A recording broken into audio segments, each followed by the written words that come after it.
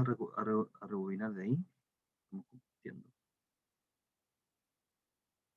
Estábamos aquí. Esto es lo que estábamos nosotros tratando. Rebobinemos de acá. Dice, si tienes un campo vectorial definido en un abierto, en el espacio o en el plano, y dos puntos cualesquiera, para cualquier dos puntos del abierto, la integral de línea a lo largo de cualquier trayectoria que los conecta no depende de la trayectoria. Entonces la integral sí es independiente de la trayectoria. El campo es conservativo. Entonces aquí aparece, esto es una, toda la notación y la notación proviene de la física. Esto yo lo comenté en su momento, de la conservación de la energía cinética, la energía potencial, por ahí va el lenguaje. Eso es lo que está motivando la noción. Entonces lo que va a ocurrir, los campos campos conservativos son aquellos para los cuales, si tú te das dos puntos cualquiera, vuelvo a repetir acá, aquí está el abierto, aquí está el abierto U, estamos grabando, ¿cierto? Sí, se está grabando, ya. Tenemos un abierto U en el plano o en el espacio, entonces dice que la integral de línea, el valor de la integral no depende de la curva que estás considerando que conecta A con B. Por supuesto, como nosotros sabemos, cualquier curva considerada tiene que mantener la orientación, es decir, vas a conectar el punto inicial con el punto final. Sea cual sea la curva que consideres, la integral no cambia. El valor de la integral no cambia. Si consideramos una curva C1, una curva C2, una curva C3, el valor de la integral de línea no cambia, sea cual sea la curva. Cuando un campo tiene esta propiedad, eso para cualquier par de puntos en el conjunto, para cualquier curva que lo conecta, la función, el campo se dice conservativo. Entonces hay que ver si esta noción es una noción vacía o hay campos conservativos. Y el primer ejemplo, que es el importante acá, es que los campos gradientes, o sea, aquel campo que es el gradiente de alguien, es conservativo. Eso es lo primero que uno tiene que, es el primer ejemplo importante. Y aquí está el teorema que justifica lo que se está indicando. Dice que si tienes un campo gradiente, esencialmente acá, si f es un campo gradiente, o sea, es el gradiente de alguien, entonces es conservativo. Y es conservativo como consecuencia de que el valor de la integral de línea en cualquier dos puntos del conjunto para cualquier curva, solamente el valor de la integral solo depende de los valores de la función escalar en los extremos, en los puntos terminales de la curva, en el orden que se está indicando aquí. Esa es una consecuencia del teorema fundamental del cálculo y de la regla de la cadena, ¿ya? Que se está indicando ahí. Entonces, uno dice, los campos que son campos gradientes, la función escalar que genera el gradiente, cuyo gradiente es el campo, se llama potencial. El campo se llama un campo gradiente, ¿ok? Así que todos los campos gradientes verifican esta condición. La función recibe el nombre de función potencial, y aquí hablamos de una función potencial porque en realidad, si uno tiene una función, tiene muchas para todo valor de la constante, para todo valor de la constante. Y a veces el potencial se pone, generalmente en física aparece el menos porque tienen que hacer cuadrar unas ciertas identidades. Entonces aquí está el teorema fundamental. Por lo tanto, para los campos gradientes, el valor de la integral solamente depende de evaluar la función escalar en los extremos. Dado el ejemplo, el campo conservativo, lo que estamos diciendo ahí, en el ejemplo que se está dando acá, recuerde que nosotros vamos a calcular, estamos estudiando este objeto, o sea, el campo es dado, ahí está el campo, para este campo, y de alguna manera nosotros nos dimos cuenta, por algunas razones que vamos a precisar un poco más adelante, que ese campo resultó ser el campo gradiente de alguien. ¿ok? De alguna función. En este caso de la función que se está indicando ahí. X cuadrado y más z cuadrado medio. ¿Bien? Y el valor de la integral de línea, entonces, a lo largo de una curva que conecta el punto 1, 1, 1 con el punto 4, 4, 4, cualquiera sea la curva que consideras, el segmento rectilíneo, un arco, de cualquier tipo, es simplemente el mismo, y está dado por esta expresión. Es tomar la función escalar y evaluarla en los extremos, es manteniendo el orden, por supuesto, el punto final menos el punto inicial, donde termina la curva, ¿eh? Menos donde comienza. Eso te da ese valor. ¿Okay? Entonces viene la gran pregunta, ya que el cálculo de la integral de línea es bastante directo y sencillo. ¿Qué campos? ¿Cómo tiene que ser el campo para que exista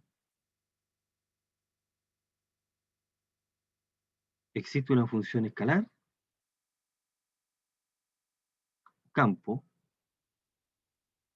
tal que el gradiente de este campo escalar es justamente el campo con el que partiste. ¿Qué condiciones debe cumplir? Dado un campo vectorial. Si resolvemos este problema, el cálculo de la integral de línea es bastante directo. Bueno, entonces lo primero que uno observa es, veamos un segundo ejemplo acá. Si nosotros quisiéramos calcular este integral, voy a tener que hacerlo más grande. Voy a cambiar esto. Si quisiéramos calcular la integral de línea de este campo, este es el campo, a lo largo de la curva que está dada por esa que está ahí, ya la cuarta es una curva plana, de entre 0 y 1, entonces uno observa que ese campo que está ahí es el campo gradiente, insisto, de acá uno dice, al ojo, mira, parece que resulta, y resulta, este campo tiene por gradiente justamente f. F. Por lo tanto, lo que uno puede hacer es calcular la integral de línea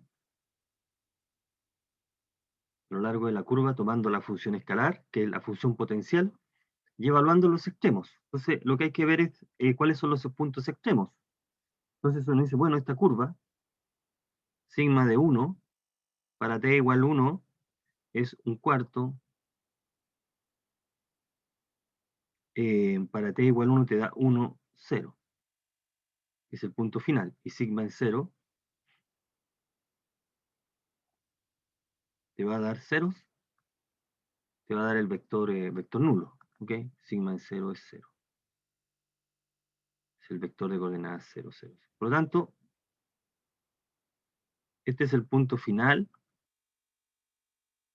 de la curva termina ahí y este es el punto inicial. En consecuencia, evalúa el campo escalar en esos puntos y hace la diferencia y llegamos a ese número. Y eso va a ocurrir con cualquier curva que conecte el punto final con el punto inicial, independiente de la forma que tenga, el valor de la integral de línea va a ser siempre el mismo, un cuarto. Entonces, antes de dar la definición acá, algunas definiciones teóricas, simplemente, a ver, adelantemos alguna cosa que vamos a hacer ahora, Gustavo, para que se entienda. Uno dice, bueno,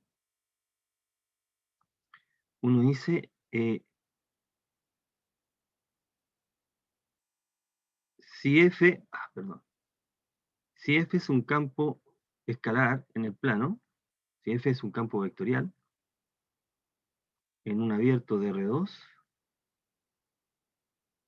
y existe un campo escalar tal que el gradiente de f es f, entonces eso significa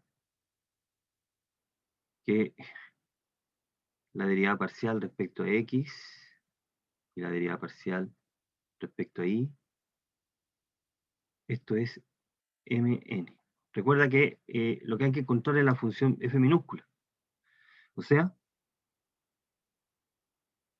m tiene que ser igual a la derivada parcial respecto a x y n y n son conocidos. ¿Cómo tiene que ser la fórmula f para que ocurra eso?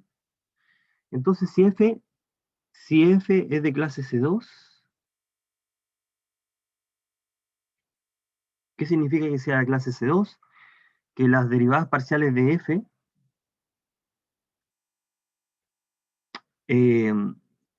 tengan a su vez derivadas parciales continuas. No, en realidad, si f es de clase C1, ahí, decía las derivadas parciales existen y sean continuas, se tiene lo siguiente, entonces vale. Si nosotros derivamos parcialmente m respecto a i, es lo mismo que derivar respecto a i respecto a x, y esto es lo mismo que derivar respecto a x respecto a y. Las derivadas parciales mixtas son iguales, y esto entonces es lo mismo que derivar respecto a x, n, ¿correcto? O sea, aquí aparece naturalmente una condición de compatibilidad, x. Por lo tanto, lo que podemos decir, que lo vamos a escribir de mejor manera, tanto en el plano como en el espacio, si tengo un campo de clase C1, F, uno dice, llamémoslo estrella, uno obtiene, dice, F es el gradiente de alguien, entonces vale estrella. Por lo tanto, aquí tenemos este criterio bastante natural. Si f es el gradiente, f de clase C1, entonces vale estrella. Por lo tanto, si las componentes m y n no verifican la condición estrella, no puede existir un campo escalar cuyo gradiente sea f. Así que tenemos un criterio para descartar. Este criterio nos permite descartar, ¿en qué sentido? Entonces uno dice, si estrella no vale, entonces f no es campo gradiente.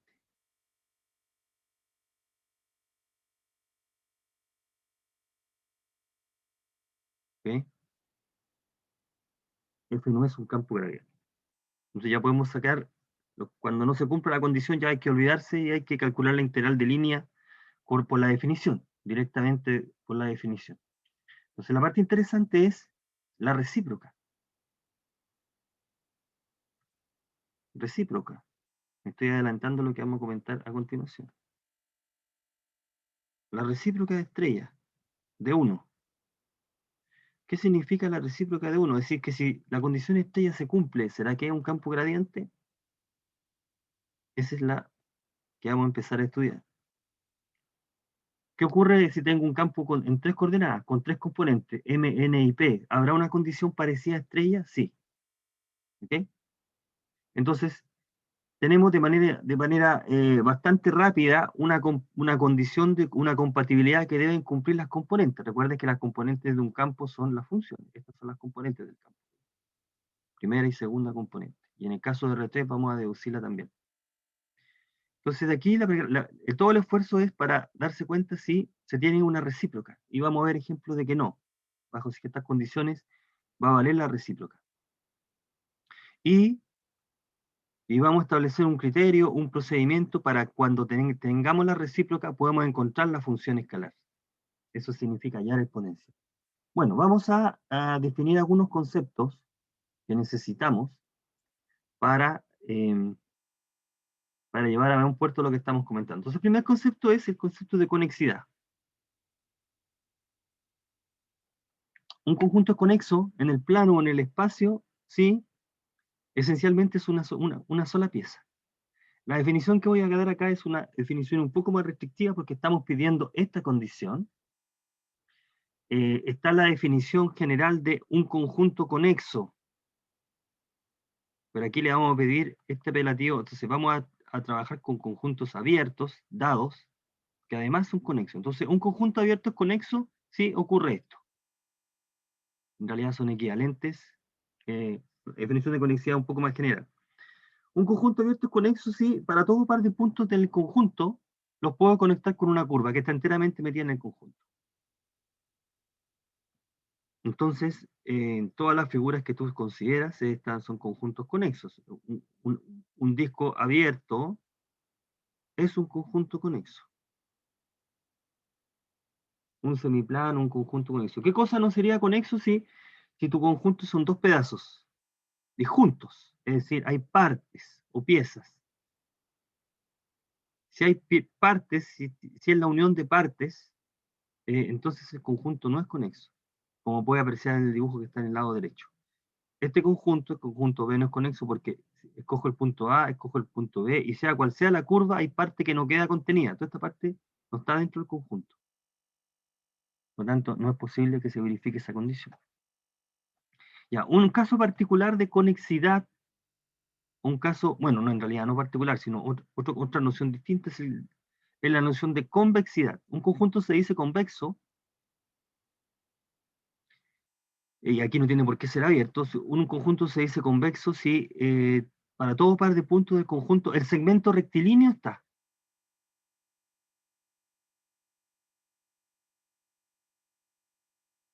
O sea, esta condición es bastante más restrictiva que la anterior. Tiene que estar el segmento rectilíneo. Entonces, en el ejemplo 2, en este ejemplo, fíjate que este conjunto no es convexo, pero es conexo. Fíjate que este punto, llamémoslo A, y este punto, llamémoslo B, el segmento rectilíneo no queda enteramente contenido, pero puedo conectar A con B con una curva. O sea, este conjunto sería conexo, pero no convexo. ¿Ya? Entonces, esencialmente los conjuntos convexos contienen todas las semirrectas, esencialmente un conjunto va a ser convexo si cuando tú te paras en un punto y escoges cualquier otro, el segmento está. Todos los segmentos está, podríamos decir. Esto debe estar en el conjunto, ¿ok? Entonces, naturalmente, eh, uno tiene un conjunto y acá tiene un agujero.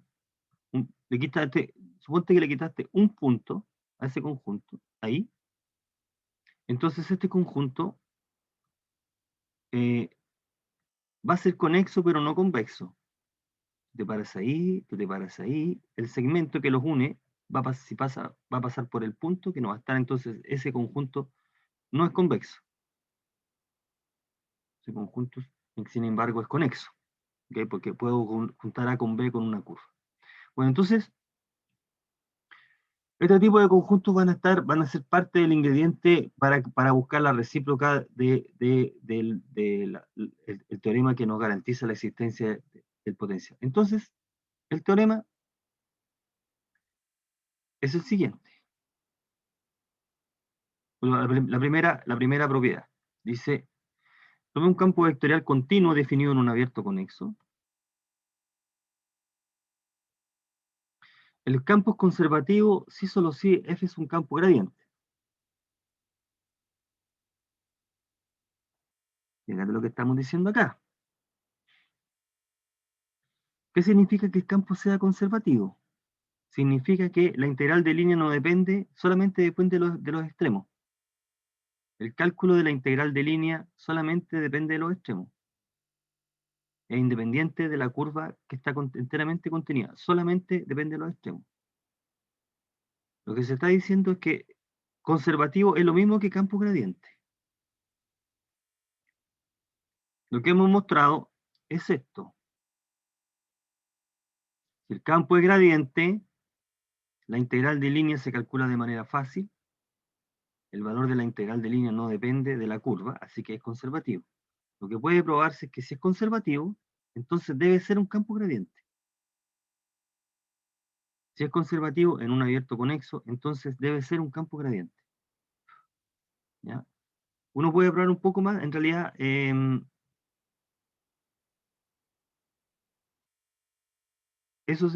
sea conservativo significa la condición B. Si uno toma dos curvas regulares, dos regulares a trozos con el mismo punto inicial y el mismo punto final,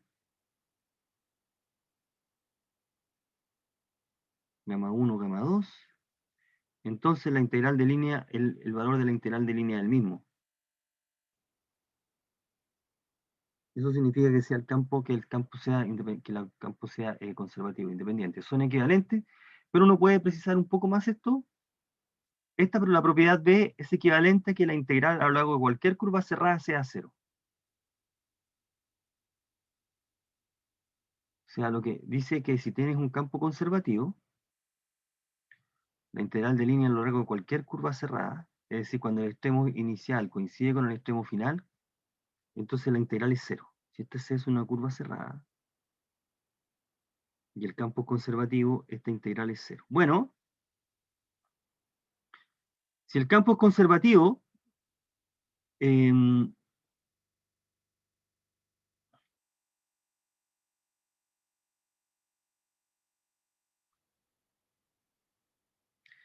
esto va a ser verdad. Y si esto es cierto, el campo es conservativo. Eso es lo que está diciendo aquí, por la sencilla razón de que si nosotros tenemos, esta demostración es bastante directa. Mira, queremos probar esto, digamos, B implica C, B implica C, tenemos que probar, dada la C, la curva continua, aquí está la curva continua, este es el punto, tomemos A, el punto donde la curva se cierra, uno dice escoger sea D, uno dice sea D un punto de la curva, D distinto de A, ¿correcto? De un punto de la curva D distinto de A, consideremos una parametrización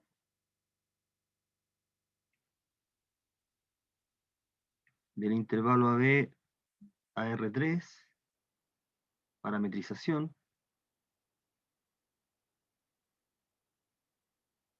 una parametrización.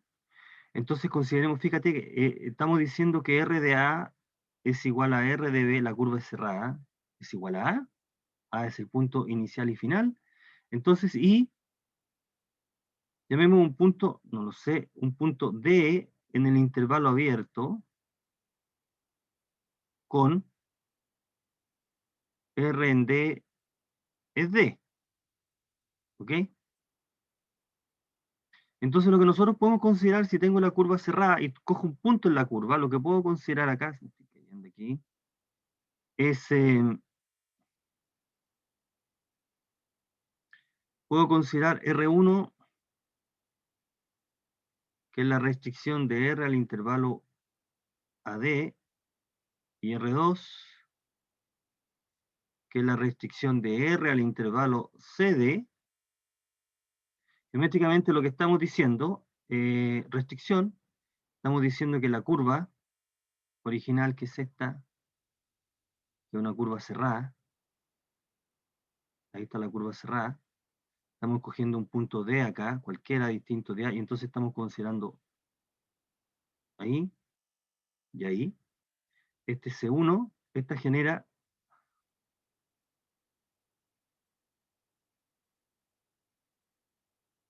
la curva C1, que es la restricción, que va desde A hasta D, y esta otra genera la curva C2, que va desde D a A. Entonces, de acuerdo con ese cálculo, de acuerdo con esa escritura, como una termina donde comienza la otra, donde termina uno comienza la otra, nosotros sabemos que la curva cerrada es la suma de estas dos. Eso está la concatenación, es la concatenación. Entonces uno dice, se sabe, se tiene. Si uno considera, si voy a llamar estrella, si C2 estrella es menos C2, es decir, este C1, este es D y este C2, estrella, le cambiamos el sentido a la curva C2, entonces se tiene por hipótesis, vale, que esta integral a lo largo de C1 de f de r es lo mismo que esta integral porque no depende de la curva. Fíjate que las curvas C1 y C2 estrellas parten en A y terminan en D. Parten en A y terminan en D. Ya, pero esta integral es igual a menos esta integral. Propiedades de la integral de línea. La curva C2 es la curva opuesta a C1, por lo tanto, el cálculo de la integral es menos la integral, y de aquí entonces uno tiene que la suma de esas integrales es 0.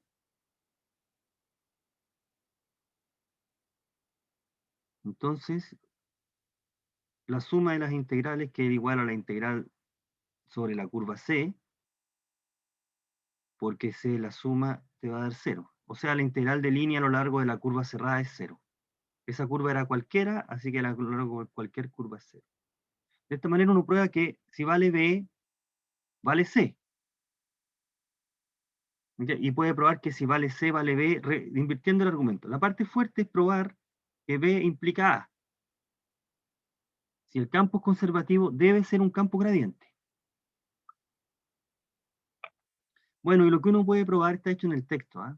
Es esencialmente esto. Vamos a suponer que, vamos a probar que B implica A, o que C implica A, da lo mismo, B implica A. Es decir, que si la integral de línea no depende de la curva, la función es un campo gradiente. Y para hacer esto vamos a considerar lo siguiente. Aquí está. Aquí vamos a usar la hipótesis.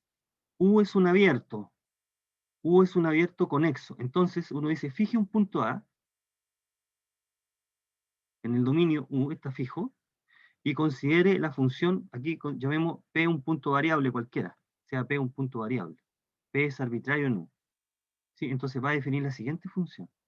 Defino la función f de P, esa es la siguiente función escalar. La integral de línea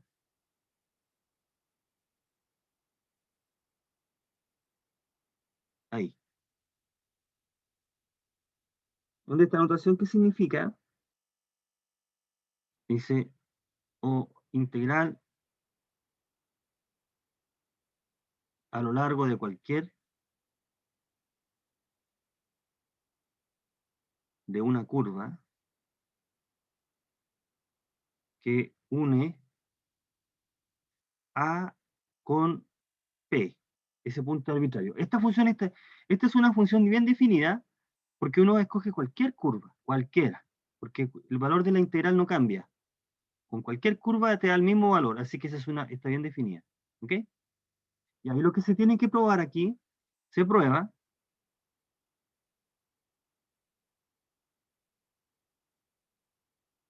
que las derivadas parciales en un punto P coincide con M, la derivada parcial de F respecto a I, coincide con N, y la derivada parcial de F respecto a Z coincide con P. Voy a colocar otro punto acá, voy a darle un punto Q, no me lo ocurra. Entonces, este es un resultado teórico con Q. Ese punto Q es arbitrario. La derivada parcial de F respecto a Z es Q. Donde, ¿quién es M, N y P? Donde el campo, donde son las componentes del campo. Por lo tanto, F es un campo gradiente. Aquí estamos usando la hipótesis de conexidad porque, primero, uno tiene garantía de que uno puede conectar el punto A con todos los otros puntos de la curva, con todos los otros puntos de U. Existe una curva. La hipótesis de que el campo conservativo indica que si los conectas con más de una curva, el valor de la integral no cambia. Este punto no es P. Y uno puede probar que efectivamente las derivadas parciales son justamente las componentes. Así que aquí está la función potencial, lo que prueba el teorema. Ahora, ¿cuál es el problema? Que esta es un resultado, este procedimiento es teórico, y nos gustaría encontrar otro procedimiento un poco menos, un poco más sencillo para encontrar la función potencial. Pero aquí con esta información ya se encuentra la función potencial. Existe la función potencial. Se puede construir de esta manera. Hay una función que se puede construir así. Y aquí estamos usando fuertemente el que es que el dominio es conexo. Tú tienes garantía de que dos puntos se pueden conectar por una curva contenida en él. ¿Ok?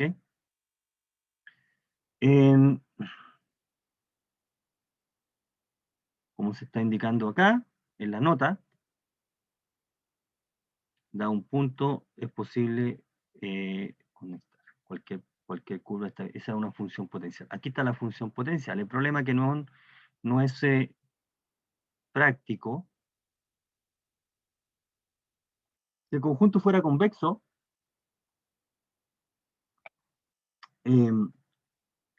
si el conjunto fuera convexo, podemos escoger, ya que vale con cualquier curva, se puede escoger, esto lo voy a agregar. Si el conjunto es convexo, uno puede escoger justamente la curva más sencilla. ¿Cuál es la curva más sencilla? El segmento rectilíneo que une A con P, porque tiene garantías que está enteramente contenido en el conjunto. Esa es la curva más sencilla que conecta dos puntos.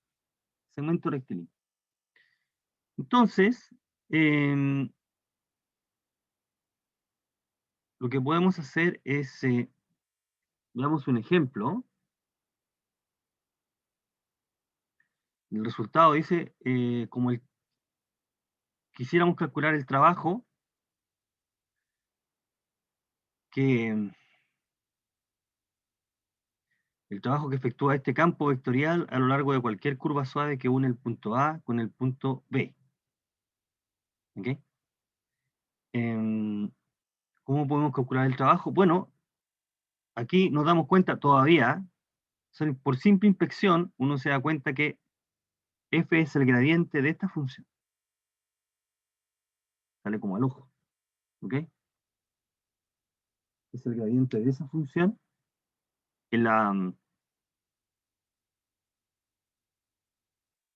el gradiente de esa función y por lo tanto la integral de línea se calcula como, por el teorema fundamental del cálculo acá, simplemente la diferencia del campo escalar entre los extremos. Fíjate que une el punto con el punto, y este es el inicial y el otro es el final. Inicial, final. ¿Okay? Con el punto y nos da entonces, evaluando, 3. Tenemos ese campo, es conservativo porque es un campo gradiente. En este segundo ejemplo, el siguiente campo no es un campo conservativo, porque dado dos puntos aquí, uno puede encontrar dos trayectorias que dan resultados distintos. Este es el punto A, y este es el punto B. Aquí está el punto A y aquí está el punto B, y queremos conectar el punto A con el punto B por dos curvas. Entonces, por ejemplo, esto es A, y esto es B. Entonces podemos conectar las curvas, el punto A con el punto B, con una curva, por ejemplo, la que se está indicando ahí, que es el arco de parábola. Ahí. Esa es la primera curva, llamémosla U. Es la primera parametrización. Y también se puede conectar con otra curva, que es el arco de la función cúbica, B. Son dos curvas distintas que conectan A con B. Resulta que si uno calcula la integral de línea a lo largo de la primera curva, o sea, de la primera curva, llegamos a que, recuerde cómo calculamos la integral de línea, estamos calculando la integral de línea así, es la integral a lo largo de la curva de x más y, si usamos la notación diferencial, x más y de x, más y de y, y esta notación diferencial sugiere cómo calcular la integral. Dice, tú tienes que cambiar x e y como las fórmulas de t, hay que sumar y derivar respecto a x, derivar x respecto a t y multiplicar, ahí está. Eso es lo que sugiere esa forma diferencial. Al final tú factorizas por dt, y o sea, es como si calculara el producto punto del campo evaluado en la curva por el producto, por la derivada de la curva. Bueno, y esa integral te da 4/3, y la otra integral nos va a dar la otra curva. Aquí está nos va a dar 12, 5 cuartos. Entonces son distintos. La integral de línea que conecta a lo largo de una curva que conecta A con B, con dos curvas distintas, da valores distintos, por lo tanto, el campo no puede ser conservativo. ¿Ok? Por lo tanto, ese campo no puede ser el campo gradiente, no existe una función escalar cuyo gradiente te da justo el campo, porque falla la integral, falla el cálculo de la integral.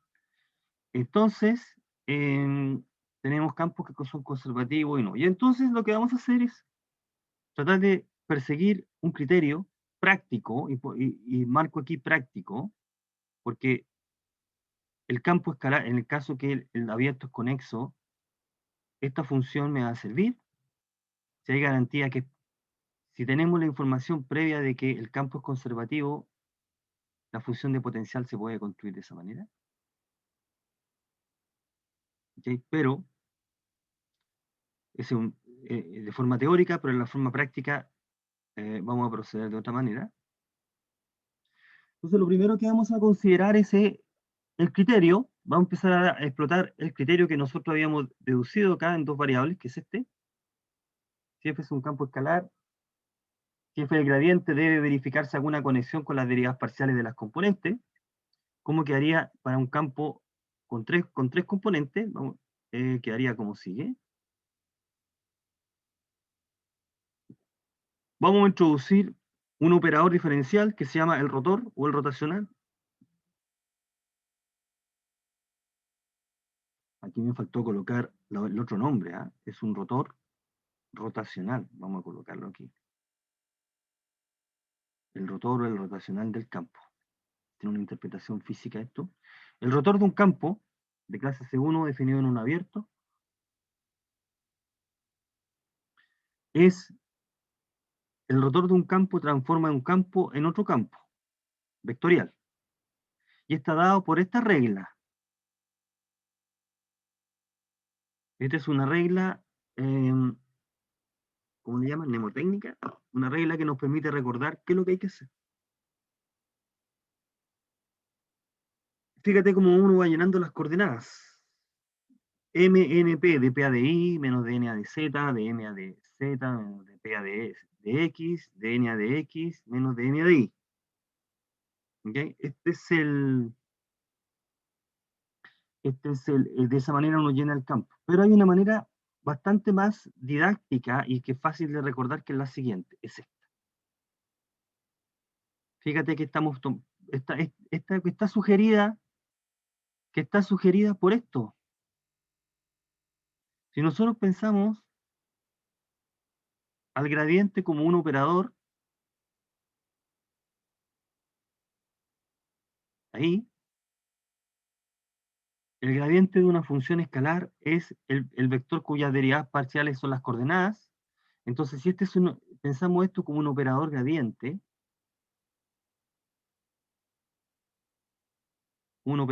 que toma una función escalar y la transforma en el gradiente de ella, si f es una función escalar,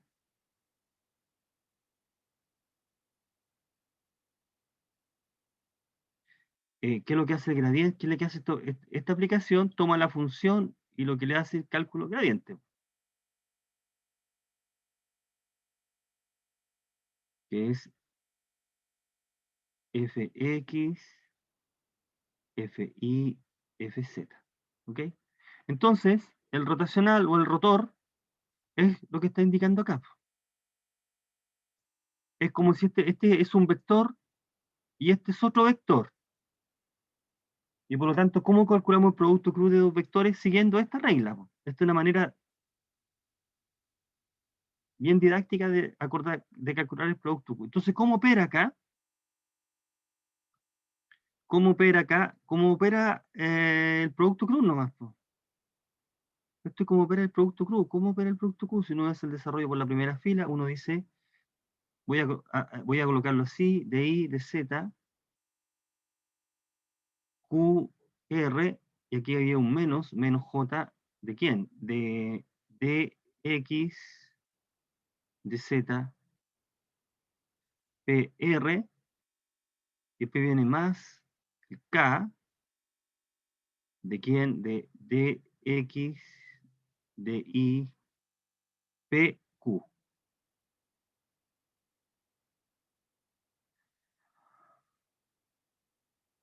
¿Sí? Si uno trabaja con, si el campo aquí, aquí, ya. Bueno, aquí le cambié, este es MN, si el campo es MPQR, ¿ah? Aquí estoy usando otras letras, bueno, voy a cambiar aquí. Bueno, primera, segunda y tercera coordenada, ¿ok? Se calcula como. Entonces, esta regla es fácil de calcular. Ocupamos la regla mnemotécnica del producto vectorial, y el primer vector es el gradiente, en este sentido. Ahora, ¿cómo actúa en estos determinantes pequeños? ¿Cómo actúa el cálculo acá? Bueno, aquí lo que estamos haciendo es calcular la derivada. Este producto, que sería de I por R, pero se interpreta como la derivada. Vas a derivar menos, vas a derivar. Ahí. Y aquí quedaría menos, vas a derivar X menos derivada ZR. Y la última coordenada es, vas a derivar XQ menos DIP. Y ahí formaste el vector, que es el que está puesto ahí. ¿Sí? El que se está puesto ahí. ¿Por qué quedó menos J? Porque, a ver, ¿por qué quedó el menos J? Porque el producto vectorial, pues. Este es el producto vectorial que nosotros A1, A2, A3, B1, B2, B3. A cruz B es IJK, ¿cierto? Este es el producto que A1, A2, A3, B1, B2, B3.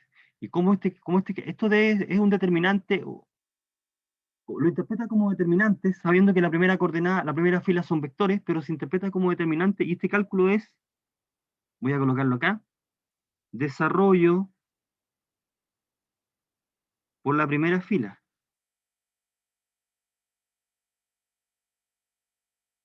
Si tú tienes un determinante que desarrollas por la primera fila,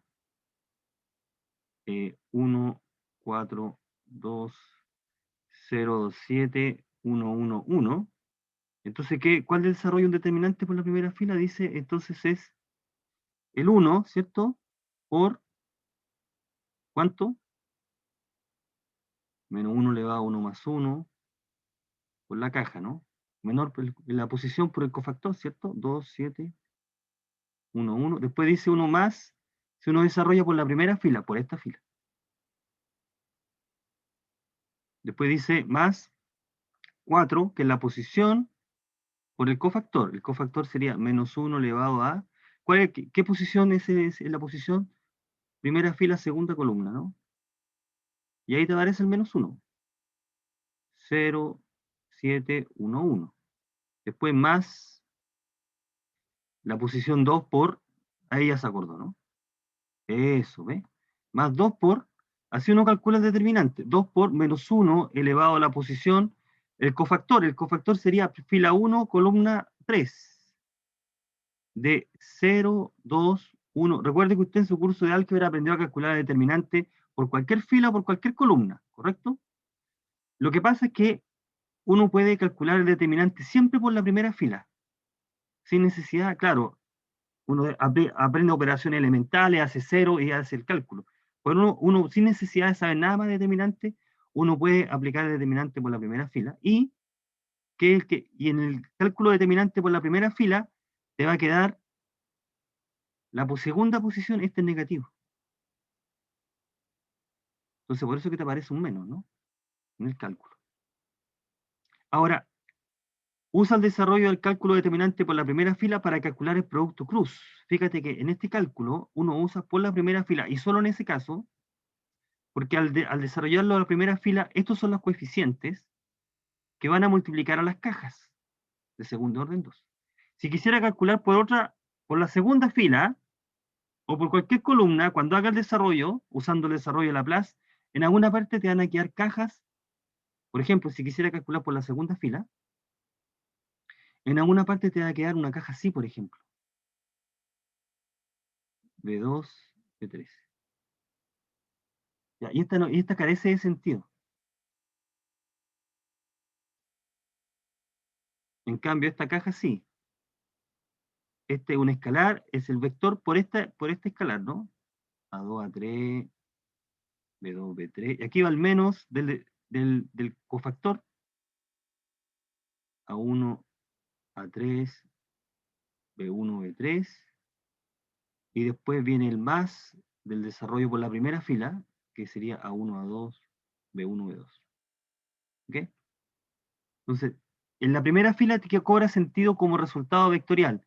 Este es un escalar, este es un escalar, y este es un escalar. En cualquier otro desarrollo, si tú interpretas esto como un determinante, cualquier otro desarrollo te van a dar cosas así que carecen de sentido. ¿Ok? Solamente por eso que es la primera fila. Y en la primera fila el desarrollo siempre tiene el menos. Entonces acá copiamos, tomamos prestado esto, y en la fila no van a ser escalares, sino que va a ser interpretado de esta manera. Ahí, como un operador diferencial. Y cuando llegas a las cajas, interpretas las cajas no como producto. No es este símbolo multiplicado por R menos este símbolo multiplicado por R. Aquí no vamos a multiplicar, sino que aquí vamos a derivar. Entonces uno deriva. Deriva como si estuviera calculando, deriva y hace la resta. ¿Ok? Eso es lo que estamos haciendo. Entonces veamos el ejemplo. Veamos el ejemplo acá. Quiero calcular el rotacional de este campo. Voy a llamar M, N y P. Entonces colocamos IJK de X, de Y, de Z, y la segunda colocamos, ya hacemos el cálculo. Entonces mira, va a quedar I, aquí quedaría I por la caja. La caja sería, bueno, derivar respecto a I, derivar respecto a Z, ¿de qué? De X, Z cuadrado la segunda, y aquí quedaría Z, E elevado a 2XY. Entonces cuando multiplica cruzado, va a derivar respecto a I esta función. Y le va a restar la derivada respecto a Z de esta función. Y aquí está, ¿no? Esa primera parte, la derivada de ahí respecto a la derivada respecto a ahí, de esa función que sería 2x elevado a 2xy, ahí está, se multiplicaba por ese z, menos la otra. Y de la misma manera, llena las otras cajas, pero teniendo en cuenta que hay un signo menos ahí, por el desarrollo determinante. Y llegamos a este vector. Esa sería una manera práctica de aprender, de hacer el cálculo. Lo otro sería que te lo aprendieras derechamente de memoria, ¿no? Acá. Y llenaras usando las derivadas. ¿Ok? Dos maneras de hacer el cálculo. Bueno, y llegamos a esto.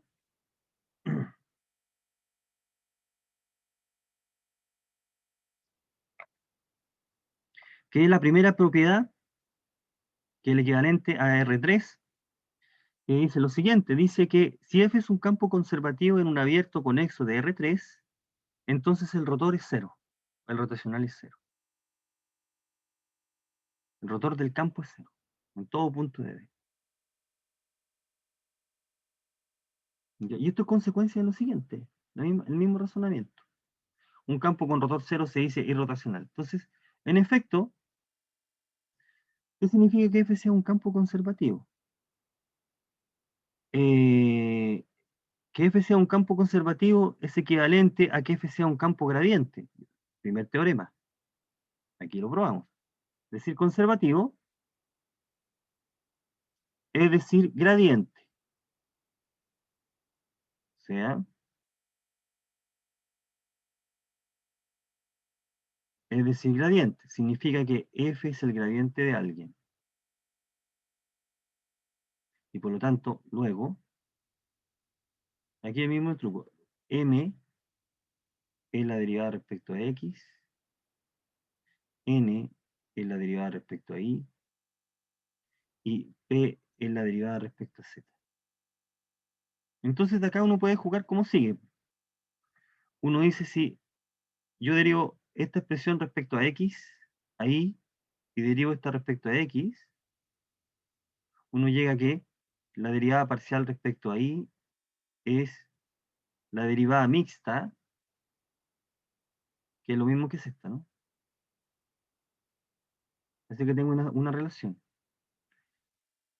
Y de la misma manera puede hacer las otras combinaciones. Por ejemplo, yo derivo, si nosotros derivamos acá, voy a colocar con verde. Si aquí lo derivo respecto a z y este lo derivo respecto a x, uno tiene, ahora voy a escribir con verde, m respecto a z va a ser la derivada respecto a xz, que es lo mismo que derivar zx por el que lema de Schwarz, y esto te da derivar zfx. Y si ahora conecto n con p, voy a colocar color, ¿qué color vamos a colocar? Azul. Coloquemos azul. Coloquemos color, otro color ahí. Violeta, este. Si este lo derivo, si aquí derivo respecto a z y este lo derivo respecto a i, nos quedaría n respecto a z, n respecto a z,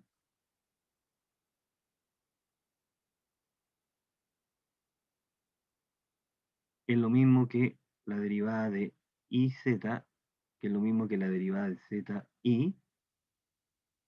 y es lo mismo que la derivada de p respecto a i. Entonces se tiene esta igualdad, se tiene esta igualdad, y se tiene esta igualdad, por lo tanto se tiene esta igualdad.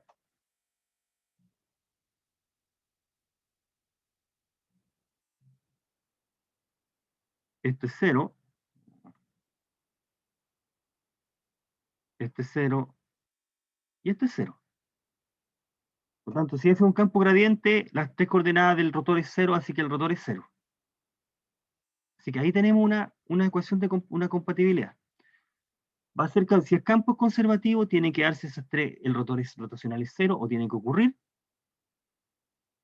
digamos la condición, aquí vamos a anotar la condición en general, vamos a hacer un comentario, y si no, si eso no ocurre, o alguna de las tres igualdades falla,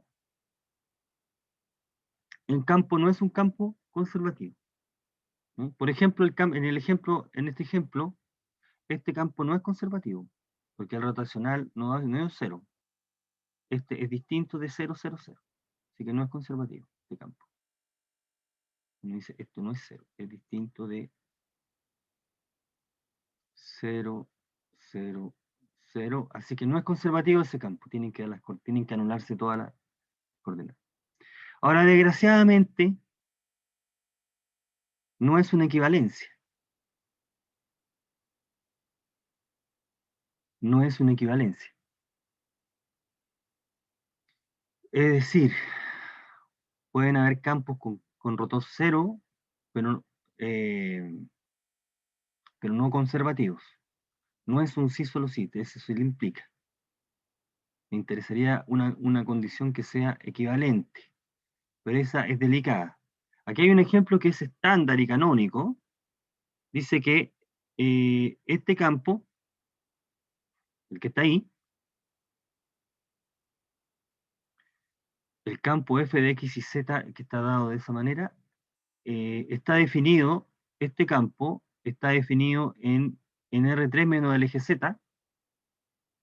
Fíjate que el eje Z son todos puntos de la forma 0, 0, Z. ¿Bien? El campo está definido en R3 menos el eje Z. Ese no es un campo conservativo. Si fuera un campo conservativo, la integral de línea a lo largo de cualquier curva cerrada en el conjunto D es a R3, le quité el eje Z y tengo esta curva que está contenida en el conjunto, esa que está ahí, C. Resulta que la integral de línea no es 0. Por lo tanto, el campo no es conservativo. Volvamos acá. Este conjunto es un conjunto AR3. Si a R3 le quitas el eje Z, te queda un conjunto, es un abierto, es conexo. Dos puntos se pueden unir por una curva. Y el campo no es conservativo porque si lo fuera, para que lo fuera tendría que pasar cualquiera de estas tres condiciones. Falla C. No se cumple esto, así que no es conservativo. Y uno puede probar que el rotacional es cero.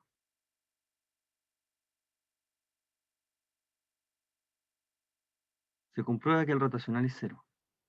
¿Ok? Se comprueba que el rotacional de ese campo es cero. Entonces la recíproca no es cierta. El rotacional de ese campo es cero. M es menos I, X cuadrado más Y cuadrado. Y N es X sobre X cuadrado más Y cuadrado. Y si uno calcula la derivada respecto a I, estamos derivando respecto a I, te quedaría menos, pongamos paréntesis acá, estamos derivando un producto, un cociente, por lo tanto quedaría X cuadrado más Y cuadrado, menos, estamos de menos 2i, partido por menos 2i cuadrado, perdón, X cuadrado más Y cuadrado al cuadrado, o sea, esto nos quedaría Y cuadrado menos X cuadrado sobre X cuadrado más Y cuadrado. Y la derivada respecto a X es, bueno, X cuadrado más Y cuadrado menos 2X cuadrado, que da exactamente la misma expresión.